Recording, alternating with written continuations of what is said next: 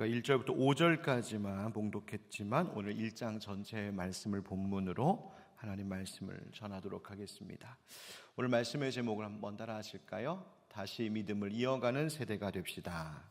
다시 믿음을 이어가는 세대가 됩시다. 마가의 다락방에 성령님께서 임하셨을 때 오순절이었습니다. 그때 예루살렘에는 오순절 그 명절을 지키기 위하여 그 성 안에는 수많은 사람들이 있었습니다. 그런데 성령님은 수많은 사람들이 모여 있는 광장이나 길거리 혹은 예루살렘 성전이나 유대 종교 지도자들이 모여있던 공회에 성령님께서 임하신 것이 아니라 마가의 다락방에서 두려움 가운데 그러나 떨며 그러나 소망 가운데에 성령님의 임재를 간절히 기다렸던 120의 제자들 가운데 성령님은 그곳에 임재하셨습니다. 그 순간 하나님께서 가장 주목하셨던 곳이 바로 기도하던 자리였습니다. 몇백 미터만 가면 지금 고양 종합운동장에서는 콜드플레이, 잘 모르는 영국 락 밴드인데요. 지금 2주째, 6일째, 오늘 마지막일걸요. 콘서트가 있어서 밤마다 요즘에 쿵쾅쿵쾅 음악 소리가 들리고 막 불꽃놀이에 막 수많은 사람들이 대화동을 찾고 있습니다. 감사한 건 그것 때문에 동네 카페랑 식당들이 조금 괜찮아요. 그래서 또 감사한 일이긴 한데 여러분 많은 사람들이 모여있는 그곳이 아니라 기도하고 찬양하는 이곳에 우리 성령님 함께 하시는 줄 믿습니다. 여러분 이 자리에 성령님 함께 하심으로 그 마가의 다락방 가운데 임하였던 하나님의 그 역사, 하나님이 주목하시고 하나님이 함께 하셨던 그 은혜가 오늘 이 자리에 함께 우리 모든 형제 자매들에게 있기를 구주 예수 그리스도의 이름으로 축복합니다. 금요 기도의 시간을 통하여서 우리가 작년부터 학개, 스가랴 그리고 오늘부터는 말라기 구약 성경의 마지막에 있는 세 개의 소예언서를 통하여서 연속하여 하나님의 말씀을 함께 듣고 있습니다.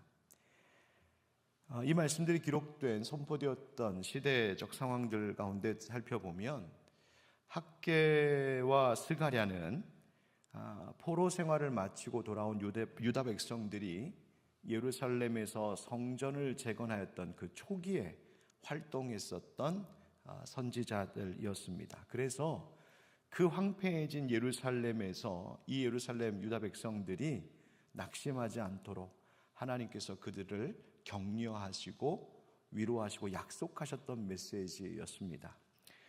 학개서를 통하여서는 하나님 중심, 하나님 우선, 하나님 절대의 신앙을 회복할 것을 강력하게 말씀하셨습니다.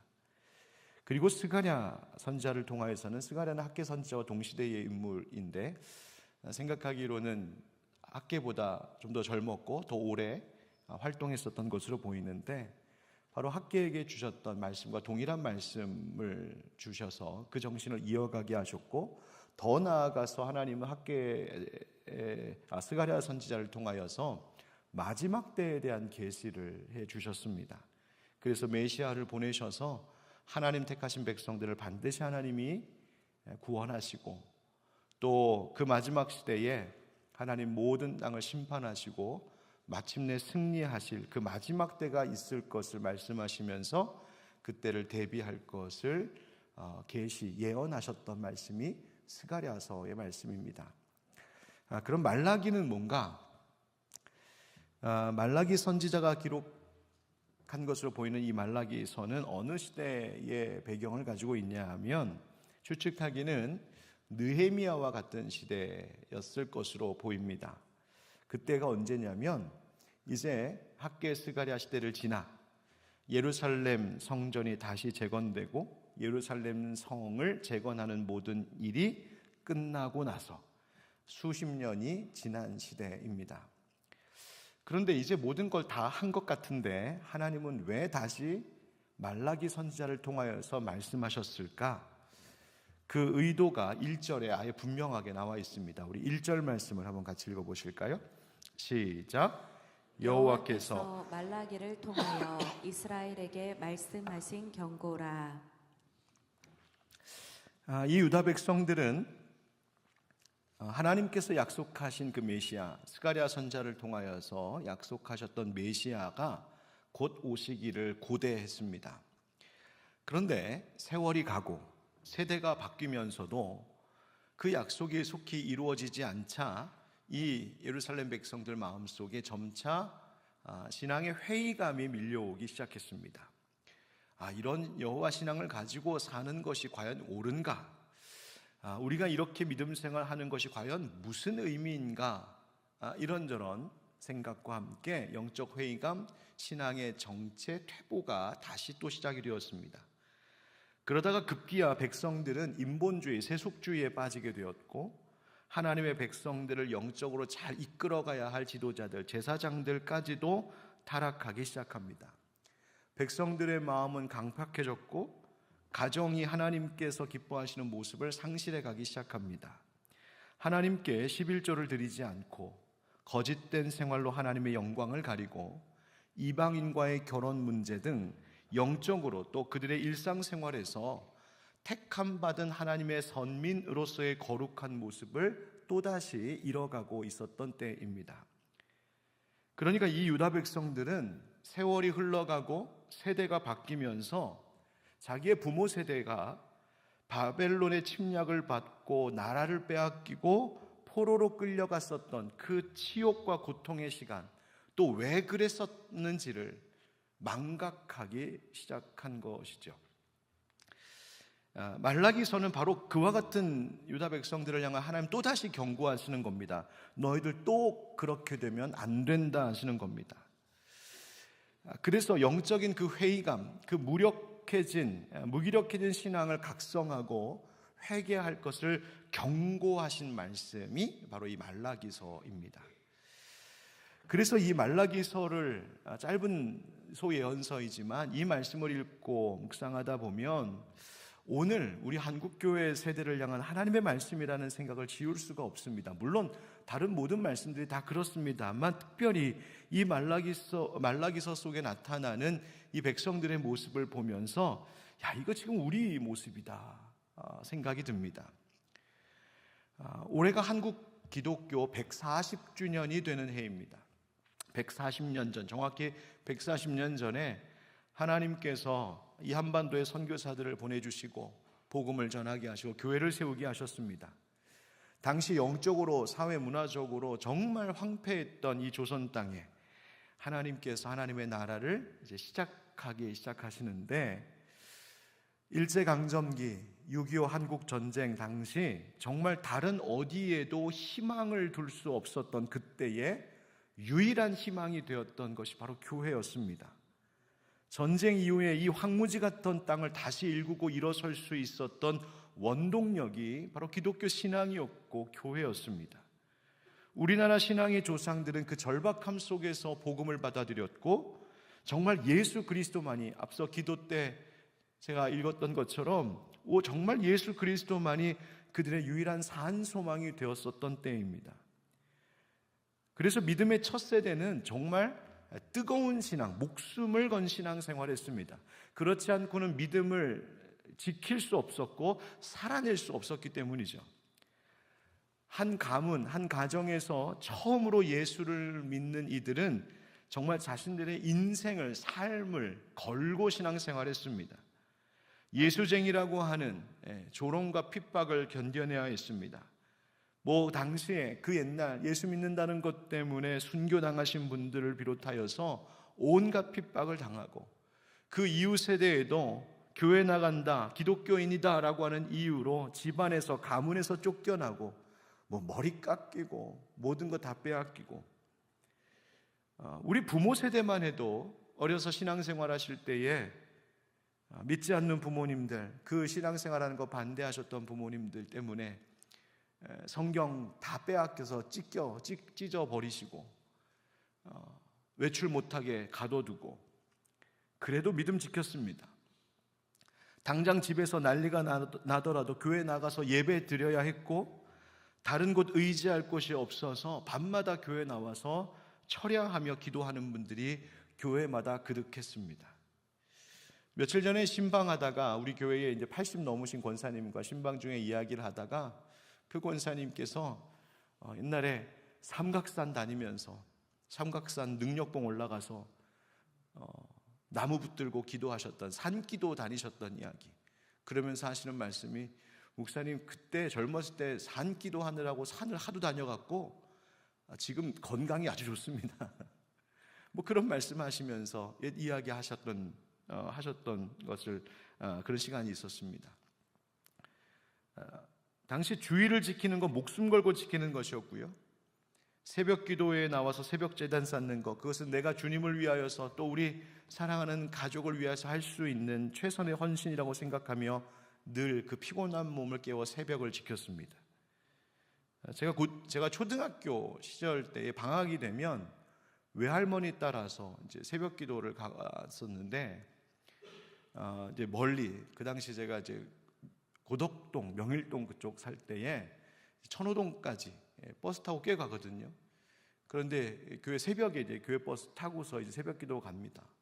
그 어두운 밤에 이제 할머니랑 둘이 서서, 지금도 기억이 나요. 서서 이렇게 교회 버스 기다렸다가 환하게 밝힌 이 교회 버스가 딱 도착해서 올라가면 이미 그 안에 할머니, 권사님, 집사님들이 가득 앉아 계시고, 조그만 애가 올라오면은 잘 왔다고, 대단하다고 그 칭찬이 좋아갖고 열심히 다니기도 하고, 또 교회 가서 보면 저만 있는 것이 아니라 제 친구들이 있고, 그래서 교회학교 선생님한테 눈도장 찍고 칭찬받고 뭐 그런 게 좋아서 새벽기도 다녔던, 그 당시 생각해보면 그렇게 어른들이 새벽 지키는 일을 애쓰셨습니다. 예배뿐만이 아니라 모든 일상에 우선이 교회 와서 섬기고 봉사하는 것, 그게 교회 일이 가장 일상의 첫째 우선순위였습니다. 당장 우리 집에 먹을 것이 없고 당장 집에 쓸 것이 없어도 하나님께 드리는 11조를 비롯한 봉헌이 항상 먼저였습니다. 그것은 절대로 건드릴 수 없는 것이었습니다. 왜? 하나님 것이니까. 교회에서 직분을 받는 것, 그것은 인생의 가장 큰 영예요, 영광이었습니다. 당시 임직을 하실 때에, 받으실 때 무릎 꿇고 목사님들께 안수를 받을 때 모습을 기억해 보면 눈물을 흘리면서 나 같은 죄인을 교회의 일꾼 삼아주시며 너무나 감사하고 송구해서 고개도 들지 못하고 울면서 임직 받으셨던 분들이 지금도 기억납니다. 임직을 받으신 분들은 교회에서 살다시피 하셨습니다. 믿지 않는 남편들이 너 그럴 거면 교회 가서 살아라, 짐 싸들고 나가라, 그래도 그렇게 핍박을 해도 오히려 주님 때문에 받는 핍박이라면 영광인 줄 알고 눈물을 먹으면서 믿음을 지키셨습니다. 뭐 등등등등. 그렇게 처음 예수 그리스도를 믿고 신앙생활 하셨던 부모 세대, 우리의 조부모 세대, 또 그 이전 세대, 그 뜨거움과 헌신이 그러나 한 세대가 지나고 또 다음 세대가 지나가면서 점차 그 열정과 헌신이 희미해지고 상실되어 왔습니다. 그 옛날 어른들의 뜨거운 열정을 이어가는 모습을 보기가 참 어려워졌습니다.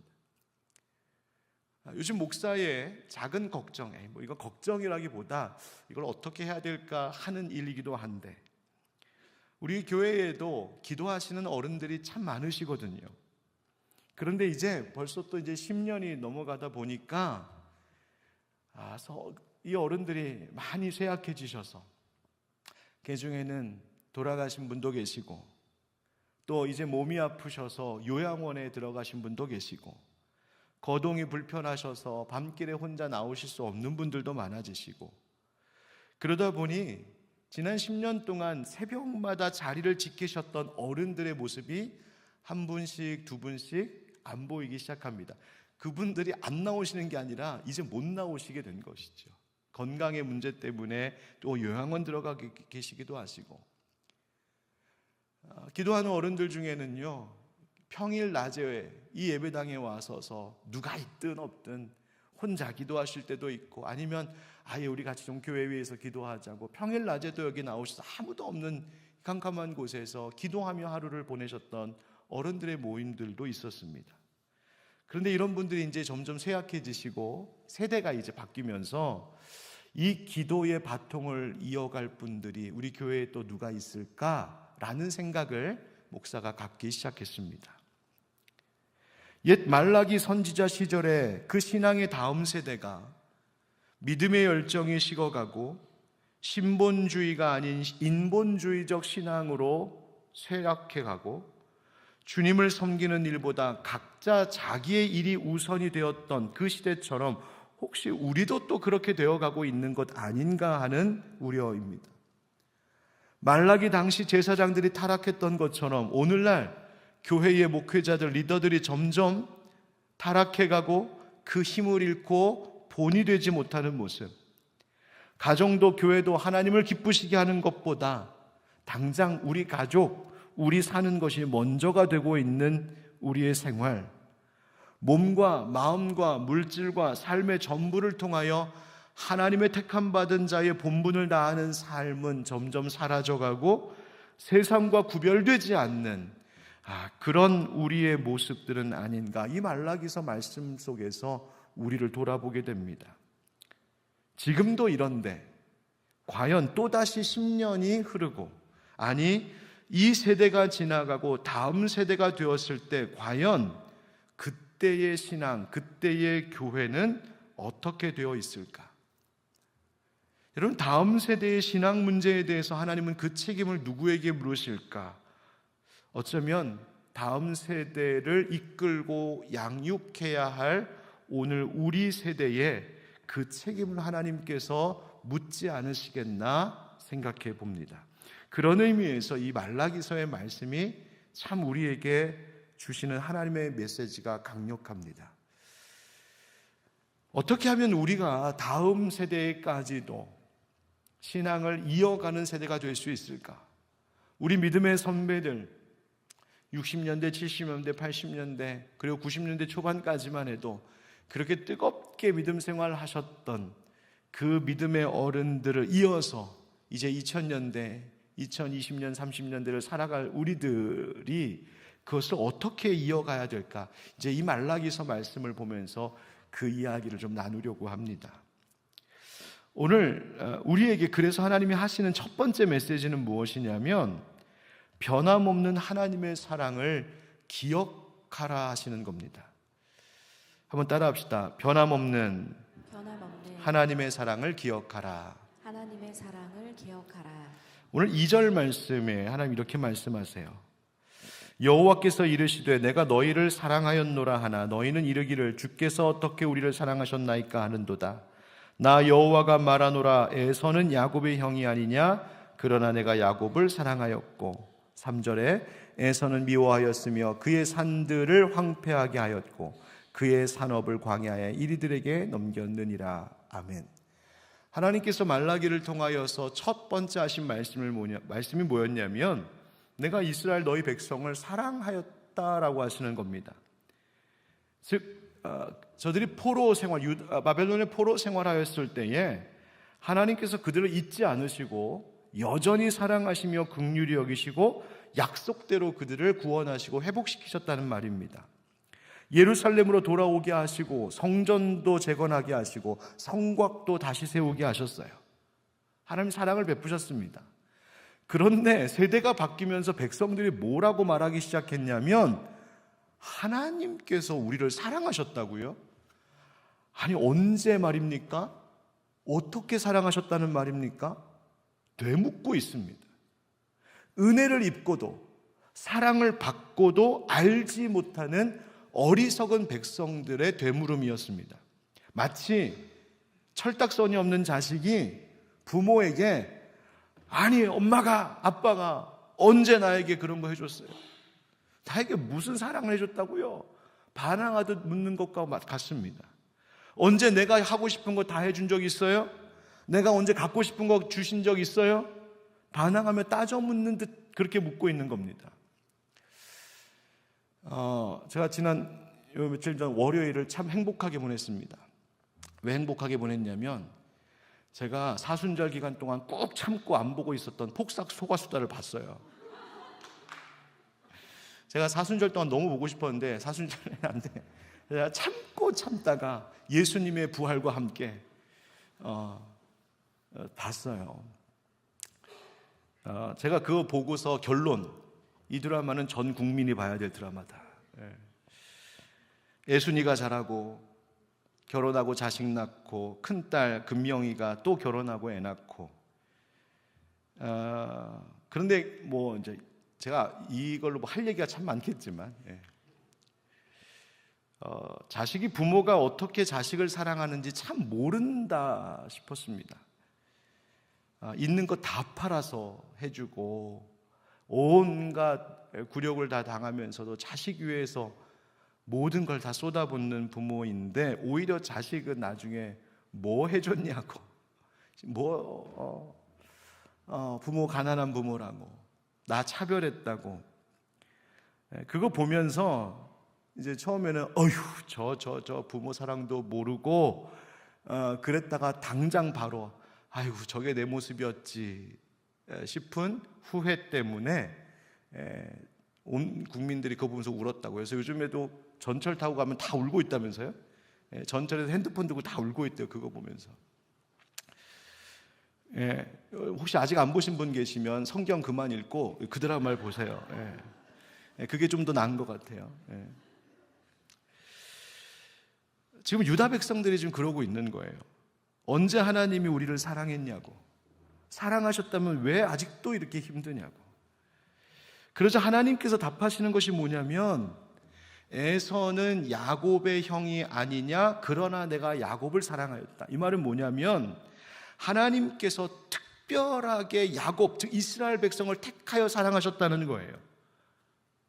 너희에게 어떤 자격이 있어서, 너희에게 무슨 조건이 되어서 너희를 사랑하신 것이 아니라 하나님께서 그저 일방적으로 택하여서 일방적으로 사랑하셨다는 거예요. 내가 너희를 사랑하였노라. 여러분, 우리가 하나님 앞에 회개해야 될 것이 이것입니다. 하나님의 사랑을 그렇게 받고도, 하나님의 은혜를 그렇게 받고도 나뿐만 아니라 내 가족이, 내 가문이, 우리 국민이, 이 대한민국 백성들이, 우리 한국교회가 엄청난 사랑과 은혜를 일방적으로 받고도 무슨 자격과 조건이 되어서 한 것이 아니라 하나님 그저 불쌍히 여기셔서 그렇게 사랑하셨음에도 불구하고 오히려 지금 우리가 하는 소리가 뭐냐면 철딱선이 없는 자식처럼 하나님 우리를 사랑하셨다고요? 언제요? 어떻게요? 하나님 지금 뭐 하고 계신데요? 여러분, 왜 우리가 하나님의 사랑을 잊고 살아갈까요? 왜 우리가 하나님을 향한 믿음의 열정, 그 사랑의 열정이 세대를 거듭해가면서 점점 식어가고 있는 것일까요? 첫 번째 이유 생각해보면 아마 우리는 지금 당장에 부딪혀온 우리의 현실적인 고통 때문일 겁니다. 지금 살기가 어려워서, 지금의 어려움 때문에. 그러나 여러분, 가만히 생각해 보십시오. 하나님은 우리의 오늘의 하나님이실 뿐만 아니라 과거의 하나님이시기도 하고 미래의 하나님이시기도 한 분이 우리 하나님이십니다.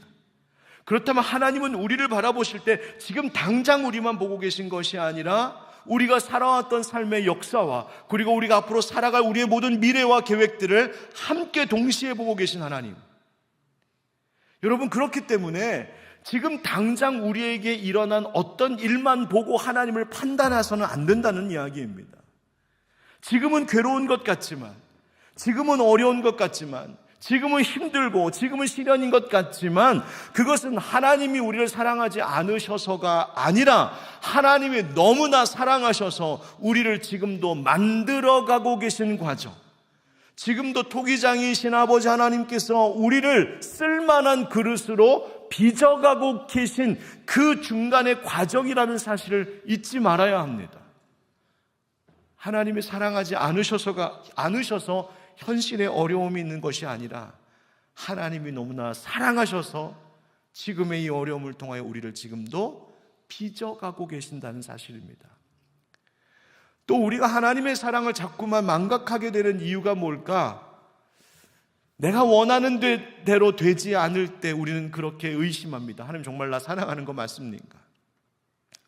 그런데 여러분, 내가 원하는 것이라고 해서 그것이 다 하나님 보시기에 좋은 것은 아니라는 사실을 잊지 말아야 합니다.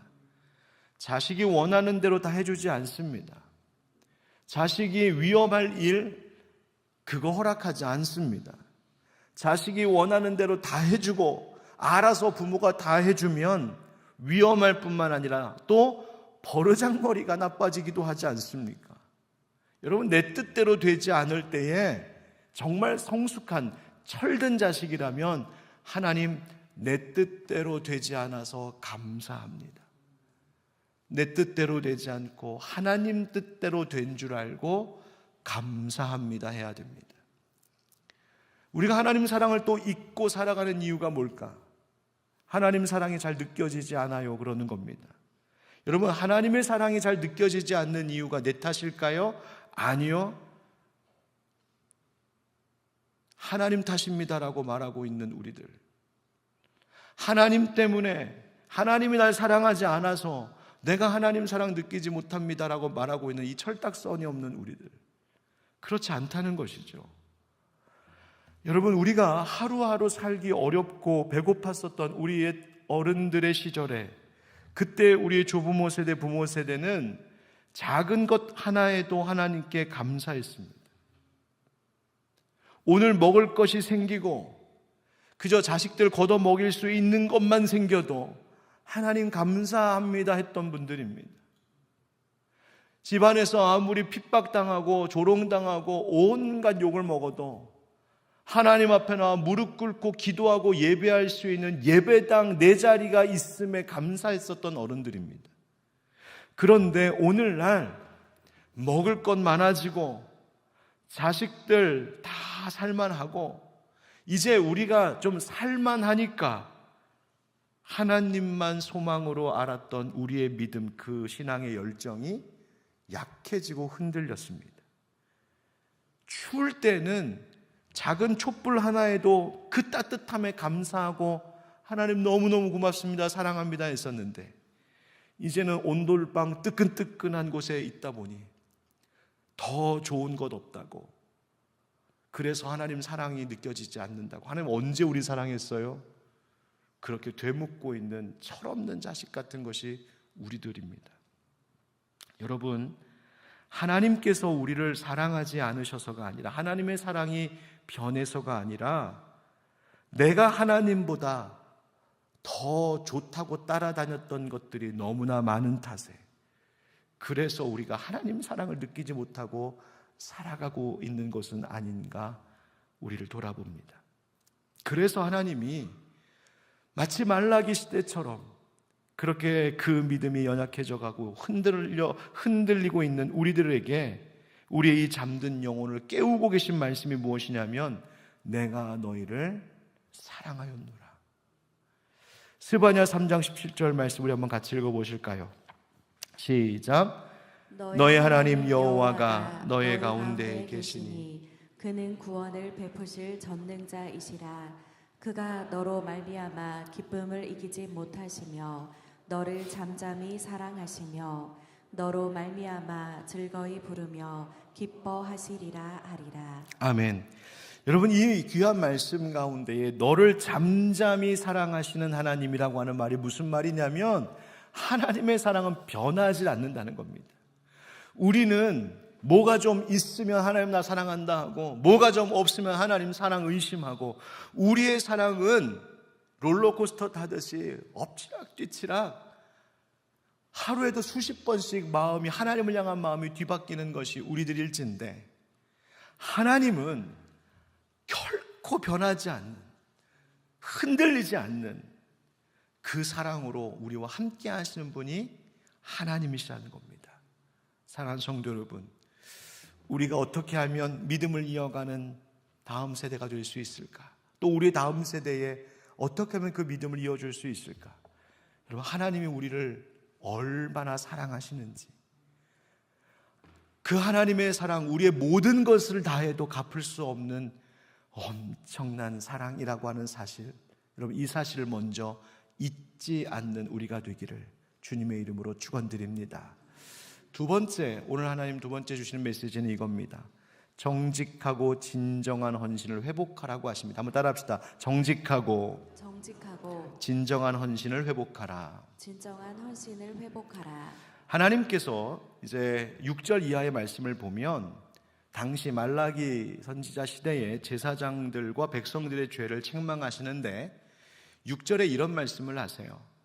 아들이 아버지를 공경하는 것이 마땅하고 종이 주인을 공경하고 섬기는 것이 마땅할진대 너희 백성들은 마땅한 그 일을 하지 않는다. 즉 하나님이 아버지이시고 하나님이 주인이신데 하나님 섬길 줄 모른다 책망하십니다. 그러면서 하시는 말씀이 이제 제가 8절부터 14절까지는 절절마다 하나하나 쭉 설명을 이어가겠습니다. 8절에 만군의 여호와가 이르노라 너희가 눈먼 희생 제물을 바치는 것이 어찌 악하지 아니하며 저는 것 병든 것을 드리는 것이 어찌 악하지 아니하냐. 이제 그것을 너희 총독에게 드려보라. 그가 너를 기뻐하겠으며 너를 받아주겠느냐. 이게 무슨 말이냐 하면 눈먼 희생 제물, 그러니까 하나님 앞에 짐승을 잡아 제물로 드리는데 제사 때에 눈이 멀어서 보지 못하는 짐승 잡아다가 드린다는 거예요. 다리를 절고 병든 짐승 잡아다가 드린다는 거예요. 레위기 신명기와 같은 말씀을 보면 그 법전에 하나님께 이와 같은 제물을 드리는 것은 금지되어 있었어요. 하나님께 드리는 것은 흠이 없는 가장 좋은 것, 가장 건강한 것을 하나님 앞에 드렸어요. 그런데 이 말라기 시대 세대가 거듭되면서 신앙의 이 후예들이 이제는 그런 거 상관없이 구별 없이 그냥 아무거나 드린다는 거예요. 그것도 쓸모없게 된 것, 이거 병들어 어차피 죽을 것, 그런 것 가져다 하나님 드리면서 그래도 되겠지 하면서 드린다는 겁니다. 적당하게 신앙생활하는 겁니다. 눈 가리고 아웅하며 하나님 앞에 드리는 겁니다. 하나님께서 정해놓으신 기준에 맞춰가는 신앙생활이 아니라 내 판단과 내 기준으로 정해놓은 신앙생활하면서 만족해하는 겁니다. 하나님의 마음에 만족한 신앙생활을 하는 것이 아니라 그냥 내가 해놓고 이만하면 됐지 하며 나를 만족시키는 신앙생활을 하더라는 말입니다. 하나님께서 오죽 답답하셨으면 뭐라고 말씀하시냐면 그런 재물을 너희 인간 총독에게 한번 가져다 줘봐라. 그 인간 총독이 그것을 기뻐 받겠느냐고. 사람도 받지 않을 거라는 겁니다. 그런 것을 하물며 하나님께 어떻게 드리느냐고 하나님 지금 책망하고 계신 거예요. 9절 만군의 여호와가 이르노라 너희는 나 하나님께 은혜를 구하면서 우리를 불쌍히 여기소서 하여 보라 너희가 이같이 행하였으니 내가 너희 중 하나인들 받겠느냐. 이런 것 드리면서 말로는 하나님 우리를 좀 불쌍히 여기소서 그런다는 거예요. 그런데 하나님 뭐라고 말씀하시냐면 너희들 그런 식으로 드리는 것, 그런 식으로 섬기는 것, 그런 식의 예배, 그런 식의 헌신 하나님 받지 않으신다는 겁니다. 10절 만군의 여호와가 이르노라 너희가 내 제단 위에 헛되이 불사르지 못하게 하기 위하여 너희 중에 성전문을 받을 자가 있었으면 좋겠도다. 내가 너희를 기뻐하지 아니하며 너희가 손으로 드리는 것을 받지도 아니하리라. 그리고 이게 얼마나 무서운 말씀이냐면 지금 뭐라고 하시냐면 차라리 누가 이 성전 문을 좀 닫았으면 좋겠다는 거예요. 너희가 드리는 이 헛된 제사, 정성도 없고 온전함도 없고 그냥 때우듯이 눈 가리고 아웅하며 너희들의 만족을 위하여서 드리는 그따위 제사 나 받고 싶지 않으니 차라리 성전 문을 닫아버렸으면 좋겠다. 오늘날 우리에게 뭐라고 우리 시대에 맞춰서 말씀하신다면 뭐라고 하시는 거냐면 너희들 그렇게 예배드리고 그렇게 기도 생활하고 그렇게 신앙 생활하고 그렇게 봉사하고 그렇게 헌금 생활하고 그렇게 교회 생활하려면 차라리 교회 문 닫아라. 누가 차라리 교회 문 좀 닫았으면 좋겠다. 하나님 지금 그렇게 말씀하시는 거 얼마나 무서운 말씀인지. 11절 만군의 여호와가 이르노라 해 뜨는 곳에서부터 해 지는 곳까지의 이방 민족 중에서 내 이름이 크게 될 것이라 각처에서 내 이름을 위하여 분향하며 깨끗한 제물을 드리리니 이는 내 이름이 이방 민족 중에서 크게 될 것임이니라. 차라리 이제 너희 유다 백성들이 아니라 내가 다른 민족에게서 영광을 받겠다 하시는 거예요. 요한계시록의 표현을 빌리자면 촛대를 옮겨버리겠다. 나 이제 너희들한테 기대도 안 한다. 내가 다른 데 가서 영광 받지. 12절. 그러나 너희는 말하기를 여호와의 식탁은 더러워졌고 그 위에 있는 과일 곧 먹을 것은 경멸히 여길 것이라 하여 내 이름을 더럽히는도다. 이게 무슨 말이냐 하면 이렇게 하나님께서 대노하시는데도 너희들은 스스로 지금 이렇게 말한다는 거예요. 아유, 주님 앞에 드리는, 하나님께 드리는 이 차리는 식탁상 아유, 뭐 좀 더러워지면 어때? 이런 거 대충 올려드리면 어때? 무슨 상관이야? 다 형식적인 거고 그냥 마음을 드리면 되지. 다 비본질적인 것들이고 마음을 드리면 되지. 그냥 차려드리는 걸로 족하지. 즉 그렇게 말하고 있다는 거예요. 그러면서 심지어 너희들도 싫어하는 음식, 너희들도 경멸하고 너희들도 먹지 않는 음식 가져다가 하나님께 그런 거 바친다는 거예요. 마치 하나님을 무슨 구걸하는 거지에게 동냥하듯이 너희도 귀하게 여기지 않는 것, 그거 갖다가 하나님 앞에 차려드리면서 하나님 이만하면 됐잖아요. 지금 그러고 있다는 이야기입니다. 13절. 만군의 여호와가 이르노라 너희가 또 말하기를 이 일이 얼마나 번거로운거 하며 코웃음 치고 훔친 물건과 저는 것 병든 것을 가져왔느니라. 너희가 이같이 봉헌물을 가져오니 내가 그것을 너희 손에서 받겠느냐. 이는 여호와의 말이니라. 백성들이 뭐라고 말하냐면 이 일이 얼마나 번거로운고 하며 코웃음 치고, 이것을 다른 성경에서는 뭐라고 번역했냐면 하나님 앞에 제사, 하나님 앞에 예배드리고 하나님 앞에 봉헌하면서 이거 정말 귀찮은 일이구나, 이 얼마나 실증나는 일인가, 이렇게 투덜거리면서 바치고는 나를 우습게 보지 않는다고 말하는구나, 이렇게 번역했어요.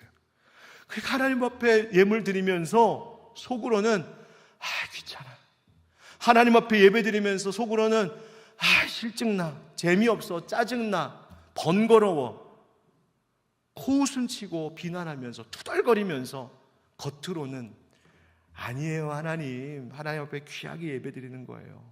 그러고 말하고 있다는 거예요. 14절.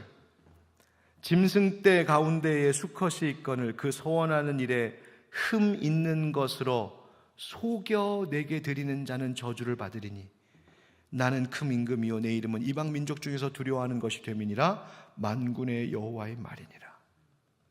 하나님 뭐라고 지금 말씀하시냐면 속여 내게 드리는 자, 즉 하나님을 속이는 자들이요, 하나님 그렇게 말씀하고 계세요. 자, 말라기 시대에 그 타락한 제사장들과 백성들에게 하신 이 대노하시는 책망의 말씀을 듣는 우리는 어떨까요? 나는 과연 우리는 얼마나 하나님 앞에 정성으로 예배하고 있을까요? 얼마나 정직하고 진실하고 깨끗한 헌신과 봉헌을 하나님께 드리고 있을까요? 하나님 우리에게 가장 좋은 것, 가장 최선의 것을 요구하시는데 정작 우리의 헌신은 어떤 헌신일까요? 여러분, 기독교 예배는 그냥 종교적인 제의의 의미 이상입니다. 기독교 예배는 하나님과 사랑을 주고받는 예배입니다. 보통 사랑이 아니라 기독교 예배는 두 가지로 이루어지는데요. 하나는 따라합시다. 하나님의 자기 주심. 하나님의 자기 주심. 또 따라합시다. 하나님께 나를 드림. 하나님께 나를 드림. 하나는 하나님의 자기 주심이에요. God's self-giving. 하나님께서 당신을 우리에게 주신 것. 어떻게? 그 아들 예수 그리스도를 우리에게 주심으로 당신의 전부를 주신 거예요. 2절 말씀, 말라기 1장 2절에 내가 너희를 사랑하였도다라고 하는 그 말씀의 가장 확실한 증거로 예수 십자가를 우리에게 주셨어요. 하나님 전부를 주신 것. 기독교 예배는 그것을 기억하고 확인하면서 감사하는 거예요. 하나님 나에게 다 주셨다. 그러기에 우리도 하나님께 자기를 드리는 거예요. 전부를 주신 하나님께 나의 전부를 드려도 그것을 갚을 수는 없으나 하나님 앞에 나의 전부, 나의 최선의 것, 나의 가장 귀한 것을 드리는 것. 그것이 바로 기독교의 예배이고 신앙생활이고 우리 그리스도인들이 살아가는 삶의 내용이에요. 그런데 과연 우리는 어떨까요? 여러분 정말 그런 마음으로 예배를 드리십니까? 기도할 때 우리의 기도는 정말 진실한 기도일까요? 그냥 되는 대로 막 넋두리 하듯 투덜거리듯 그냥 쏟아놓는 말뿐인 기도는 아닌가요? 정말 내가 드리는 하나님 앞에 드리는 기도의 한마디 한마디에 내 진실함과 정성을 담고 있을까요? 하나님께 봉사는 그렇게 하고 있습니까? 정말 하나님께 내가 할 수 있는 최선으로 나의 삶을 드리고 있을까요? 하나님께 그 봉사합니까? 그 직분을 그렇게 감당하고 있습니까? 하나님께 드리는 봉헌 11조를 비롯하여서 감사의 예물과 그 모든 헌신들 우리는 어떤 마음으로 드리고 있을까요? 특별히 여러분 이제 금요 기도회 때마다 이제 말라기에서는 계속 강조되는 게 이제 헌금 얘기가 계속 나와요. 듣고 싶지 않으면 나오지 마세요. 그런데 살고 싶으면 나오세요. 하나님 많은 것 달라고 하시는 것이 아니라 너희가 드리는 것이 정직하냐고 묻고 계세요. 정성을 다한 예물이니까. 주일에 나와서 주일 예배 때에 또 우리가 모든 예배와 기도회 때마다 하나님 앞에 드림이 마땅한 것인데 그 드릴 때에 그냥 아무 생각 없다가 맞다 헌금 드려야 되지 그래서 대충 있는 거 꺼내고 그렇게 예배 드립니까? 깜빡해갖고 내가 헌금 안 가져왔네 그래서 그냥 생각나는 대로 그 자리에서 그냥 계좌이체하고 뭐 그러십니까? 우리가 지난 부활절에 하나님 앞에 부활절 감사 예물 드렸어요. 여러분 지금 오해하지 마십시오. 그 액수를 말씀드리는 것이 아닙니다. 어떤 마음으로 드리셨습니까? 어떤 마음으로? 정말 부활절이 다가오기를 기대하면서 하루하루 그 부활의 소망을 내게 부활의 소망을 주신 하나님 앞에 감사하며 정성으로 준비한 예물이었습니까? 아니면 그냥 봉투만 바뀌었습니까? 우리의 시간은 어떻게 하나님 앞에 드리고 있을까요? 하루 중 하나님께 어떤 시간을 하나님 앞에 드립니까? 여러분의 인생, 여러분의 하루의 일상 중에 가장 귀한 시간을 하나님 앞에 드리고 있습니까? 아니면 남는 짜투리 시간 하나님 앞에 드리고 있습니까? 여러분 하나님은 언제 생각하며 사십니까? 그냥 나 급할 때만 생각하며 살고 있지 않을까요? 오늘 말라기서 1장이 그리고 말라기가 이제 앞으로 계속 하는 이야기가 이런 이야기입니다. 이런 이야기입니다. 여러분 하나님께서는 우리에게 전부를 주신 사랑의 하나님이신데 우리의 예배, 우리의 헌신, 우리의 봉사, 우리의 섬김 또 일상에서 하나님을 기억하며 살아가는 것 혹시 우리가 너무나 그것들이 형식적이고 마음은 없고 그러다 보니 무기력해진 신앙생활 아닐까요? 그저 이만하면 됐지 말라기 시대의 제사장들처럼 이만하면 됐지 상관없지 에이 귀찮아 하면서 하나님 앞에 값싼 헌신을 드리고 있는 것은 아닌가요? 여러분 하나님께서 우리에게 많은 것을 요구하시는 것이 아니라 단 한 가지 요구하시는 것이 무엇인가?